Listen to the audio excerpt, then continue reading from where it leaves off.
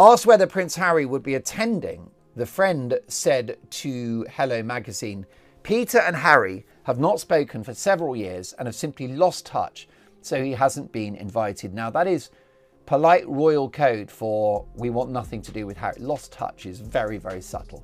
The royals are so elegant. They don't say what it is. It's always implied. There it is, delivered in the most restrained, most dignified, most perfectly British way imaginable. Lost touch. 2 words. Barely a whisper. And yet those 2 words carry the weight of an entire collapsed relationship. The weight of years of disappointment, of loyalty stretched beyond breaking point, of a man who was once a steady and trusted cousin simply deciding quietly, privately, finally, that enough was enough. Peter Phillips, the 8-year-old son of Princess Anne, is getting married. It is set to be one of the most celebrated royal and society occasions of the year, a glittering event in the heart of the Cotswolds, attended by the very cream of the British aristocracy. William and Catherine are expected to be there. Members of the Edinburgh family are expected to be there. Buckingham Palace itself has put its seal of approval on the occasion, with a formal announcement naming the King and Queen among those informed. And Prince Harry? Not invited. Not even considered. Not even, it seems, a conversation worth having. The man who once walked beside Peter Phillips in the funeral procession of Prince Philip, the cousin who was there at Peter's side after Diana's passing, the boy who grew up alongside him. Gone. Quietly, politely, irreversibly gone. But here is the thing that makes this story so much more than a wedding guest list story. Peter Phillips is not a tabloid figure. He is not a commentator or a royal watcher with a point to prove. He is a private, well-grounded, deeply respected man who spent his entire life staying out of the headlines. His mother, Princess Anne, made sure of that. He was raised to be solid, to be loyal, to be trustworthy. And when a man like that quietly removes someone from his life, with no fanfare, no statement, no public drama, you have to ask yourself a very serious question. What on earth has Harry become that even someone like Peter Phillips doesn't want him in the room? Because that is what this story is really about. Not a wedding, not a guest list. This is about the painful, undeniable truth of who Prince Harry has become. And the people who once loved him most are the ones now spelling it out, not in interviews, not in books, not on social media, but in the most devastating language of all. Silence. Absence. The quiet closing of a door. Stay with us. Because what unfolds in this story is not just one snub from one cousin. It is a pattern, so consistent, so sweeping, so total, that by the end of it, you will be left asking the same question that so many people close to Harry are asking themselves. Where did the real Harry go? And is there any way back? To understand the full weight of what has happened here, you need to understand who Peter Phillips is and what he represents within the fabric of the royal family. Peter is the eldest grandchild of the late Queen Elizabeth. He is the son of Princess Anne, arguably the most respected, most hard-working, and most quietly formidable member of the modern royal family. And he was raised, quite deliberately, without a royal title. That was Princess Anne's choice. She decided that her children, Peter and his sister Zara, would not be prince and princess. They would live normal lives, go to normal schools, and make their own way in the world without the weight of royal expectation on their shoulders. The result? 2 extraordinarily well-adjusted, grounded, privately admired individuals who have never embarrassed the royal family, never sold their stories, never weaponized their proximity to the crown. Zara Tindall, now 45, is one of the most beloved figures in British public life. And Peter Phillips, at 48, has spent decades being exactly what the royal family needs more of: decent, discreet, and dependable. This is the man who walked between William and Harry during Prince Philip's funeral procession. Think about that image for a moment. The family chose Peter to stand between those 2 brothers, at one of the most watched, most emotionally charged moments in recent royal history. That is not an accident. That is a statement of trust, a statement of character. The family knew that Peter Phillips could be relied upon completely to do the right thing, to say nothing inappropriate, to hold the line with dignity. And this is also the man who attended Harry's wedding to Meghan, who was there on that extraordinary day in Windsor when the world watched and hoped. Who gave that marriage the benefit of the doubt, as so many people close to Harry did in the beginning, because Harry was family, because loyalty is not something that people like Peter Phillips discard lightly. Which makes the current situation all the more telling. Peter Phillips is not someone who makes emotional, reactive decisions. He is not someone who falls out with people over minor slights or misunderstandings. When a man of his character and his background quietly removes someone from his life and confirms publicly through Hello magazine, no less that they simply haven't spoken in years, you know that the decision was not taken lightly. You know it was considered deliberate and final. And crucially, you know that it is not Peter Phillips who changed.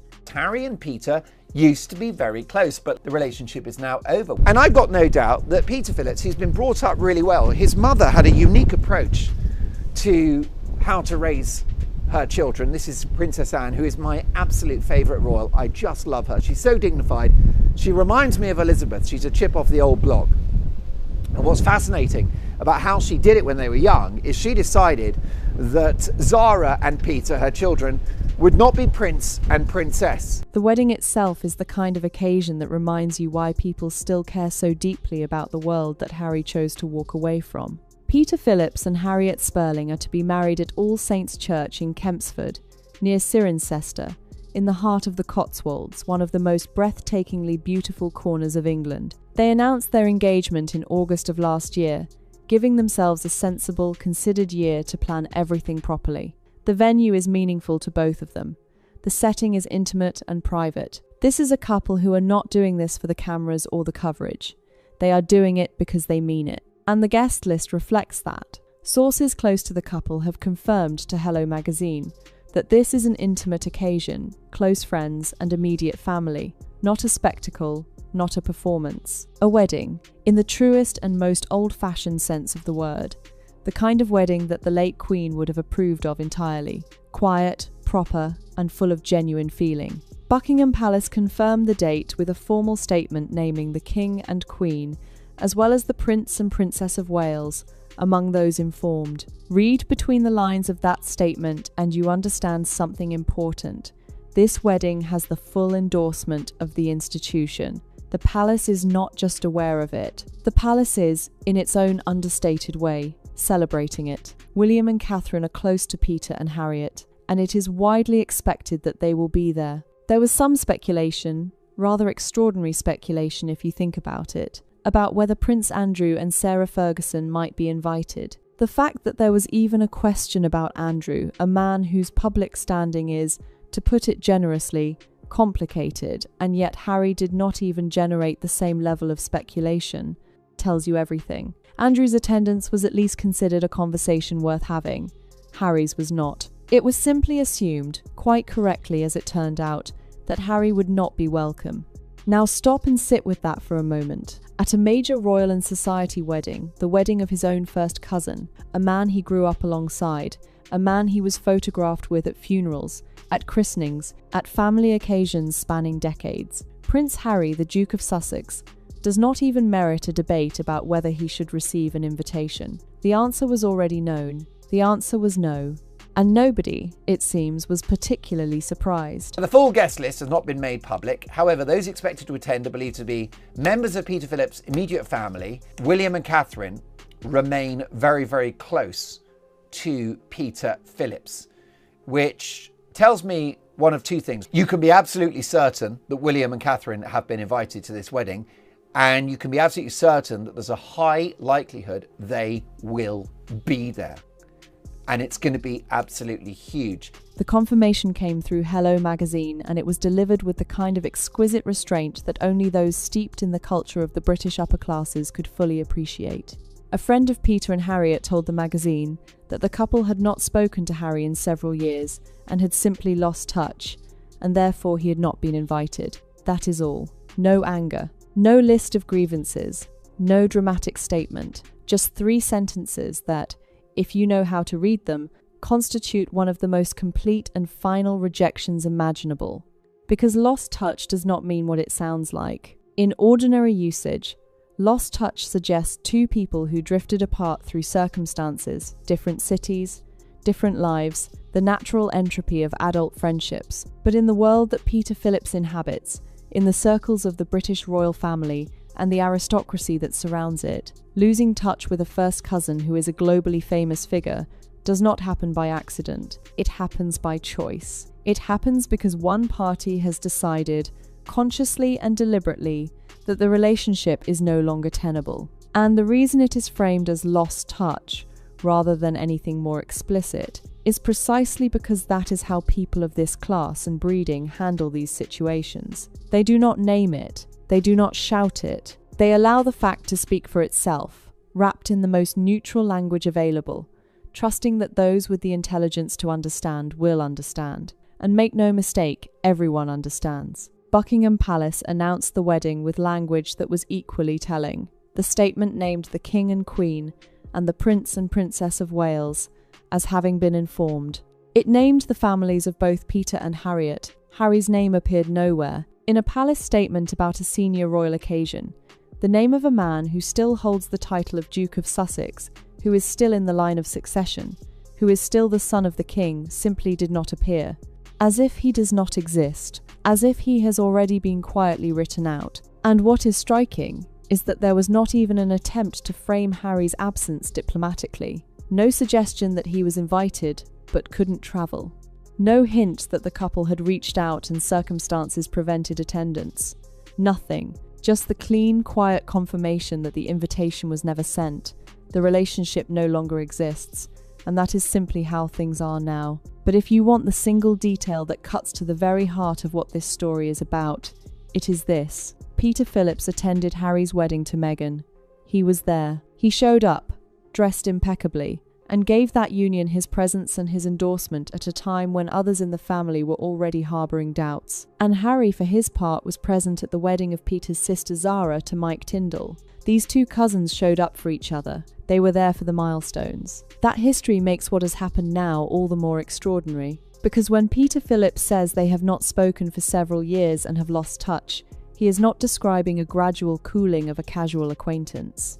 He is describing the complete and total collapse of what was once a genuine, close, mutually supportive family bond. And he is confirming that the collapse was so thorough, so irreversible, that he is choosing to celebrate one of the most important days of his life without the cousin he once called a friend.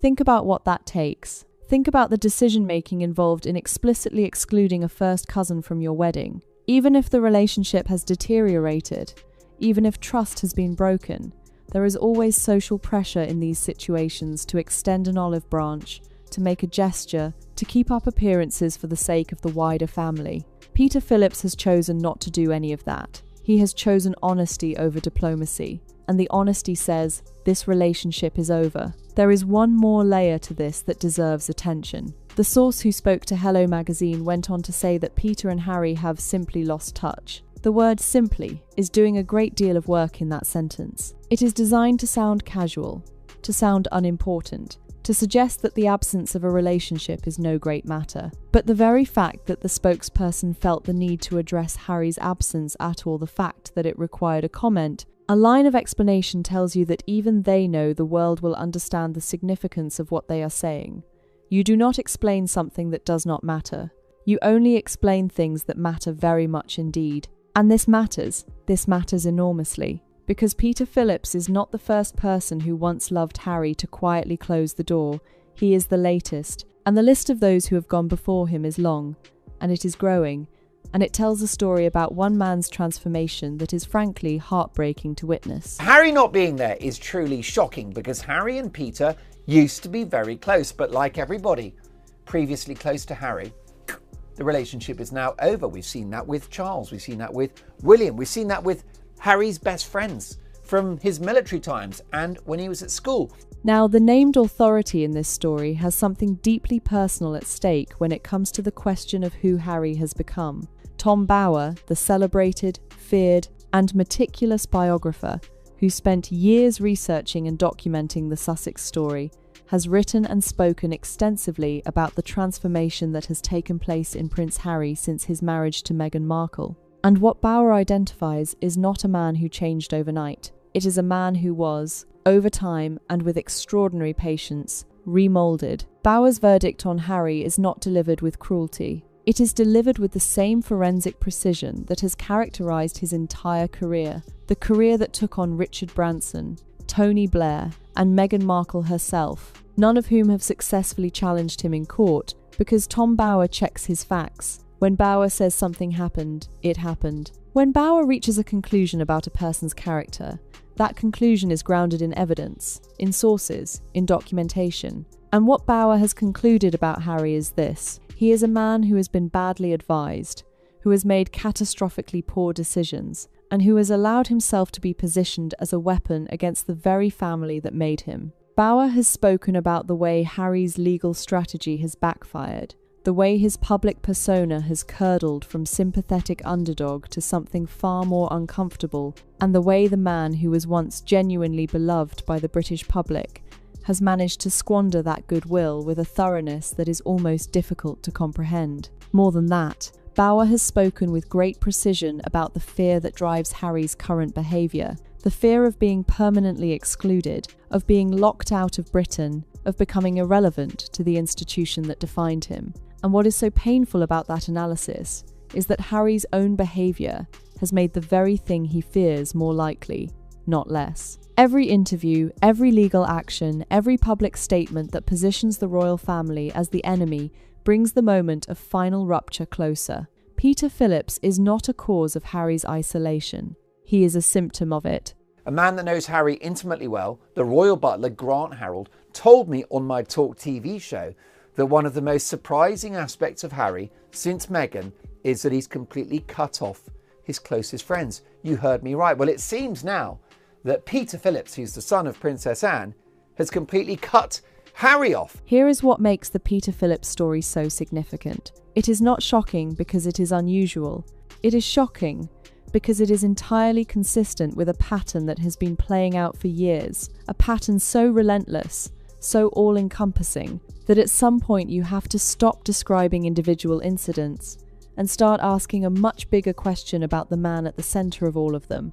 King Charles, William, Princess Anne's family, Harry's closest friends from his military days, men who served alongside him, who shared the unique and profound bond that only combat experience creates, who would have done anything for him. The friends from his school days at Eton, the ones who knew him before the titles meant anything, before the cameras found him, before any of it, gone. Every single one of them, not estranged, not complicated, gone. And it is worth noting that these are not people who walked away for petty reasons.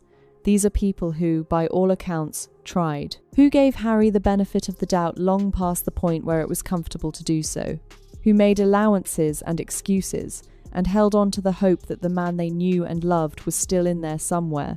Beneath the Netflix documentaries and the Oprah interviews and the memoir and the legal actions and the endless, relentless campaign against the institution he was born into, the royal butler, Grant Harold, who spoke about Harry's transformation on record, pinpointed one of the most surprising and revealing aspects of the change. The fact that Harry did not just distance himself from the royal family, he cut off his closest friends, the people with no institutional power, no titles, no ability to give him anything he needed, the people who simply cared about him as a human being.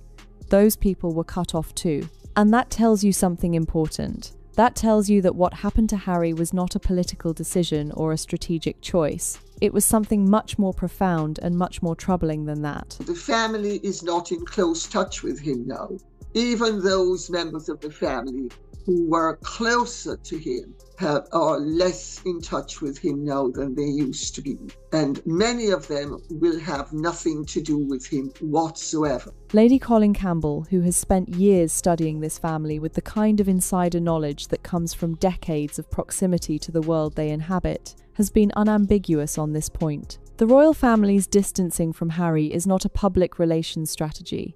It is not a negotiating position. It is the genuine, lived reality of a family that has tried everything it knows how to try and has, slowly and painfully, had to accept that the situation is what it is. And now we can add Peter Phillips to that list, a man who walked between William and Harry at their grandfather's funeral, a man who was there at Harry's wedding, a man who chose, with quiet and absolute finality, not to extend an invitation to the society event of the year, not because he is cruel, not because he is vindictive, but because the relationship, the real relationship, the living, breathing human connection between two cousins who grew up together simply no longer exists. The truth about Meghan is she will always find a way in which she thinks she can win. And the casualties are irrelevant, whether it's her father, her old best friends, her first husband. There always will be casualties in her life. The question is, when will Harry become the casualty? Because we cannot tell this story honestly without talking about Harry himself. Not Harry the political figure, not Harry the legal combatant, not Harry the Netflix subject. Harry the man, the 4-1-year-old who was once, by almost universal agreement, the most genuinely popular member of the royal family, the one who made people smile, the one who had that rare gift, the ability to be both royal and human, both privileged and relatable, both serious and warm, the one who reminded people of Diana. What happened to that man? Where did he go? Because the person currently living in Montecito, filing legal actions and giving carefully managed interviews and presiding over a brand operation that has been declared delinquent by the state of California, bears almost no resemblance to the young man who commanded such genuine, widespread affection. And the people who knew that young man, Peter Phillips, among them are the ones best placed to feel the distance between who Harry was and who Harry has become. There is something in the testimony of those closest to Harry that speaks to a kind of bewilderment. Not anger, precisely. Not even sadness, in the straightforward sense. Something more like incomprehension. How does a man who had everything, a family that loved him, friends who would have died for him, a country that adored him, a role that gave him both purpose and protection, how does a man with all of that end up here, uninvited to his cousin's wedding, estranged from his brother, increasingly peripheral to the institution that made him who he is? The answer that keeps emerging from those who know him and who knew him before is that the Harry they loved is still in there, somewhere, under layers of grievance and narrative and influence and distance. And that is, in its own way, the most heartbreaking conclusion of all, because it suggests that what has been lost might not be irreversible, and yet it shows no sign of being recovered. Harry's been brainwashed by Meghan. Who could disagree? Since they got married, he suddenly hates his country, hates his family, hates being a royal, and goes off for a very boring life in California. This is not a marriage. This is a hostage situation. That phrase, a hostage situation, is deliberately provocative, but it captures something that a more diplomatic framing cannot. The speed and totality of Harry's transformation. The way in which the change tracked so precisely with the arrival of one person in his life. The way in which every relationship he had, family, friends, country, institution, was systematically devalued and then discarded. And the way in which Harry himself, when asked about any of it, does not speak in his own voice. He speaks in the language of therapy and victimhood and narrative that sounds borrowed, coached, constructed. It sounds like a man reading from a script he did not write. Peter Phillips, who knew Harry before any of this, who knew the real Harry, the unscripted Harry, the Harry who used to show up and have a laugh and be a cousin and be a friend, would have watched this transformation with a mixture of sadness and disbelief. And at some point, like so many others, he would have made a private calculation. He would have decided that the person presenting themselves as Harry was not, in any meaningful sense, the person he had known, and he would have closed the door, quietly, finally, with 2 words to a magazine: lost touch. Now, here is where this story gets genuinely interesting, because it does not exist in isolation. The Peter Phillips snub lands in the same week as an explosive piece in the Daily Mail by one of the finest royal journalists working today, Alison Boshoff, who has documented in extraordinary detail the collapse of Harry and Meghan's relationships with the celebrity world. And reading those 2 stories together, the Peter Phillips wedding story and the Alison Boshoff investigation, you begin to see a pattern that is more than coincidental. You begin to see a strategy that has completely unraveled. When Harry and Meghan left the royal family, the implicit theory was this: they would trade royal access and royal proximity for a new kind of currency, celebrity currency. They would build a new court in Montecito and in Hollywood, populated by the world's most powerful and glamorous people. They would exchange the stuffy formality of Buckingham Palace for the poolside informality of George Clooney's estate. They would swap the Queen's tea for Oprah's lunch. And they would demonstrate to the world that they did not need the royal family, because the world's A-list was waiting for them with open arms. That theory has collapsed so completely and so publicly that it is almost difficult to catalogue. Oprah Winfrey, who wore a rose-pink Stella McCartney dress to their wedding and spoke about the goodness that would come from their union, she has been quietly long-arming the Sussexes for some time now, keeping them at a safe distance, not throwing them away entirely, because you never know when the big story might break and she'll want the interview, but not, in any sense, their friend. George and Amal Clooney, who sent a private jet to collect Harry and Meghan for their honeymoon at Villa Oleandra on Lake Como, they want nothing to do with the couple now. The Clooneys are longtime supporters of the King's Trust. They are, in the language of this particular royal drama, Team William and Catherine, not Team Montecito. The Beckhams, whose treatment by Harry at the Invictus Games was so poor that it became a story in itself, have moved firmly into the orbit of William and Catherine. Serena Williams, who picked up the hotel bill for Meghan's baby shower, has put distance between herself and a friend she has decided is simply too much drama. Elton John, who was an effective godfather to William and Harry following Diana's passing, is making documentaries with King Charles. Idris Elba, who was a DJ at their wedding, has been deafeningly silent ever since. And as Paula Froelich, the brilliant journalist from News Nation, has identified so precisely long-term alignment with the Sussex brand, carries a reputational risk that the most savvy people in the world have quietly calculated and decided is not worth taking. Because anything you say to Meghan may end up in print. Any photograph taken in her company may end up selling a product. And any association with her, however fleeting, however innocent, will be monetized in some way that you did not consent to and cannot control. Alison Boshoff has said that Harry and Meghan have fallen out with scores of showbiz power players. And it's quoted that they have no bridges left to burn in the world of showbiz. A significant number of the Sussexes' high-status friends have now also removed themselves from the Sussexes' orbit. So it's the celebrities that don't know Harry and Meghan very well, mild acquaintances, who are done with the couple. And it's their close showbiz pals who are also out. It is a double whammy. One of the most revealing details in the Alison Boshoff investigation, and it deserves to be quoted carefully, is this. An insider close to the Sussexes told the Daily Mail that Harry and Meghan simply do not believe it is their fault when these friendships collapse.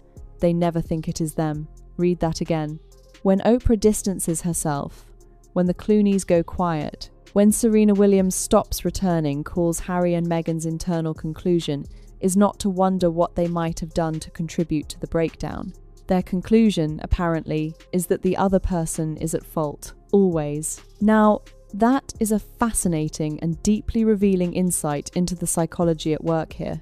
Because the one thing that all of these collapsed relationships have in common, the Clooneys, Oprah, Serena, the Beckhams, Elton John, Idris Elba, and now Peter Phillips, is Harry and Meghan themselves. They are the constant. Everyone else changes, according to their own narrative. Everyone else lets them down, betrays them, falls short. But Harry and Meghan, they are always the wronged party, always the victims, never, under any circumstances, the architects of their own difficulties. This is a pattern that Tom Bauer has written about with great precision, and it echoes in his analysis of Meghan's character specifically.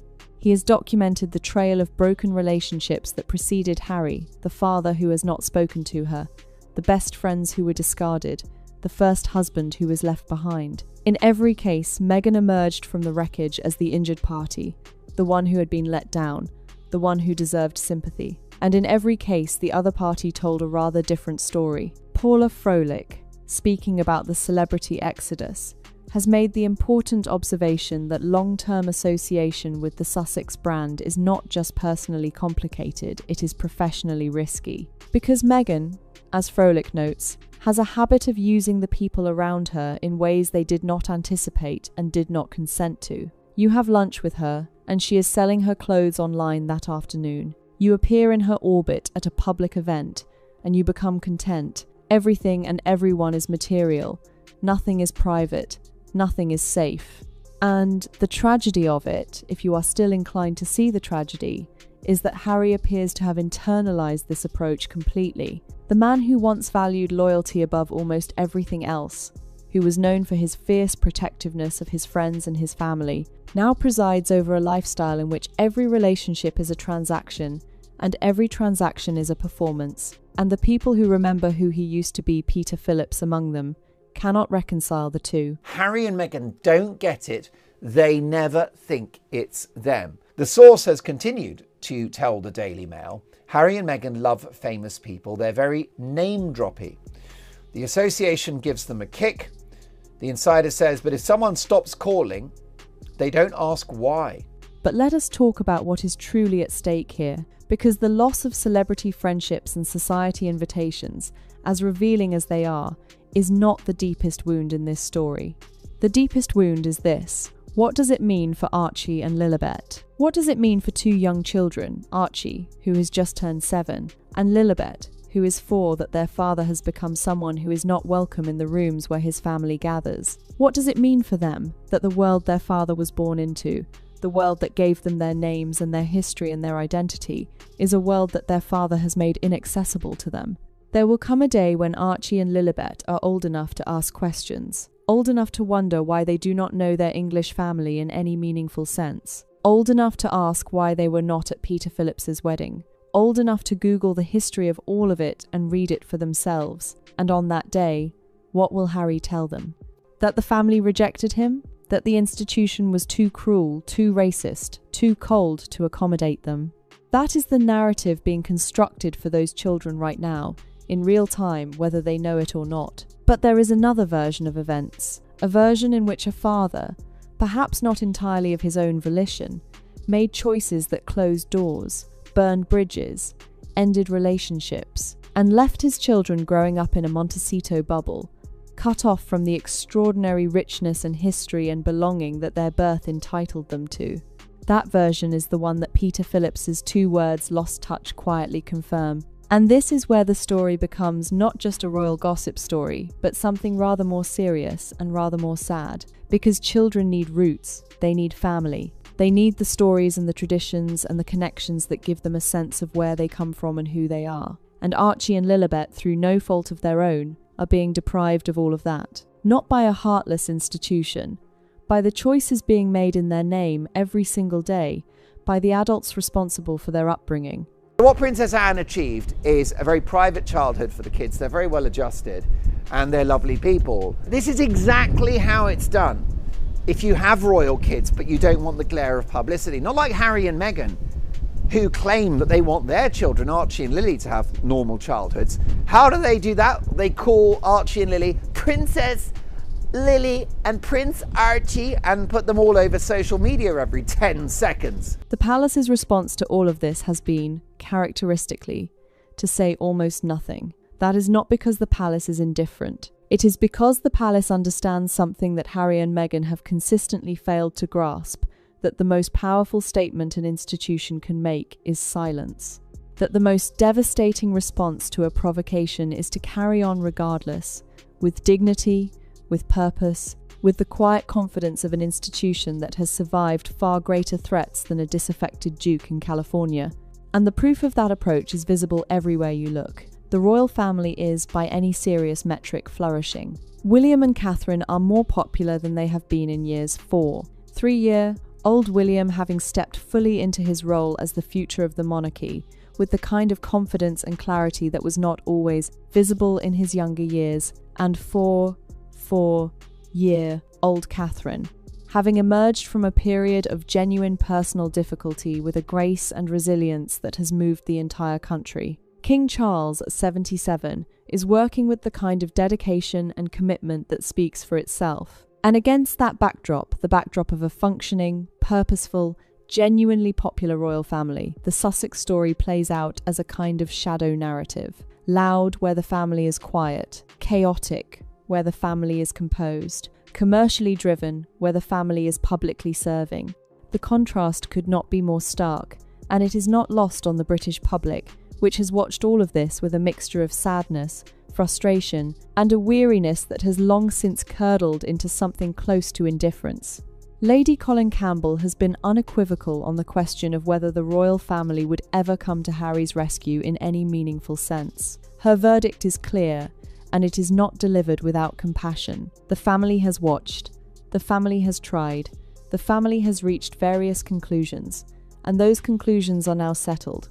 There is no rescue coming, not because the family does not grieve what has been lost, but because the family has accepted that what has been lost is gone, and that the only way forward is the way forward without looking back. The royal family would not be coming to Harry's rescue.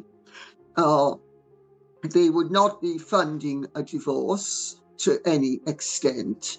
And they, at this point, wouldn't really care what Meghan tried to say or do, because Meghan has so discredited herself as a liar, a cheat, and a fool. What does this all tell us about character? About the kind of person who ends up in this situation uninvited to a cousin's wedding, abandoned by Oprah, ignored by the Clooneys, ghosted by Elton John, left behind by Serena Williams, cut loose by virtually every meaningful personal and professional relationship that has come within their orbit in the past 7 years. What kind of character produces these results, with this consistency, across this range of human relationships? Rob Shuter, who has covered the Sussexes extensively, has put it about as directly as anyone is prepared to. Harry is a man who appears to hate his family, who is doing everything in his power, consciously or not, to damage the people he came from, and who, on some level, knows that what he is doing is wrong. That last part is perhaps the most chilling element of Shuter's analysis, because it suggests that this is not simply a man who has been deceived or manipulated or lost. It suggests that somewhere underneath everything there is awareness, and that the awareness has not produced a change of course. Which brings us back to Peter Phillips, because Peter Phillips is, among other things, a mirror.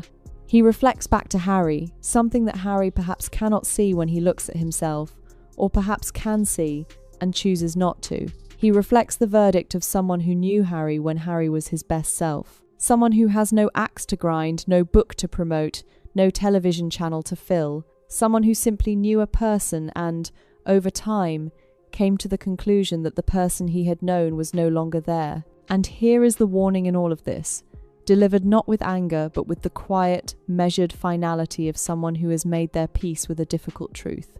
The warning is that there is a point beyond which reputation cannot be recovered, a point beyond which the list of people who have walked away becomes so long that the question is no longer why they left, but what, if anything, remains. Harry is approaching that point, if he has not already passed it. And the wedding of Peter Phillips, celebrated without him in the Cotswolds countryside, is one more signpost on a road that is taking him further from everything he was and everything he might have been. It feels like he hates his family and he's going to do everything in his power to destroy them. He's not the sharpest guy in the world, but he's sharp enough to know that what he's doing is wrong. Where does this leave the Sussex relationship with the royal family as a whole? It is a question worth asking plainly, because the answer has changed considerably even in the past 12 months. There was a time, not so long ago, when the possibility of some kind of reconciliation, however partial, however carefully managed, seemed at least theoretically imaginable.